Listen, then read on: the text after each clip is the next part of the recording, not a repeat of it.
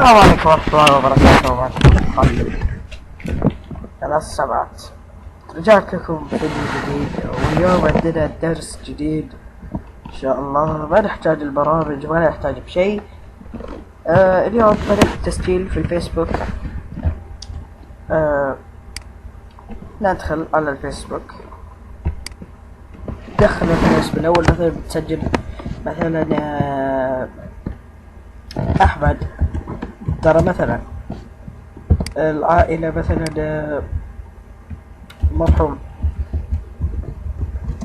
البريد الإلكتروني اللي هو الإيميل، نفس عدة، كلمة سر مثلا 4455813009.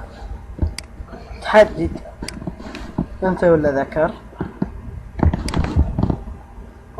تاريخ الميلاد، بدأت تضغط تسجيل. درس سهل، إن شاء الله عجبكم. إذا عجبك الدرس اضغط لايك وسبسكرايب وإضافة الفيديو المفضلة، واللي شاف الفيديو ولكم مشترك في قناتي يشترك وانتظروا مني كل جديدي. كان معكم خلود 3 سبعات، ومع السلامة.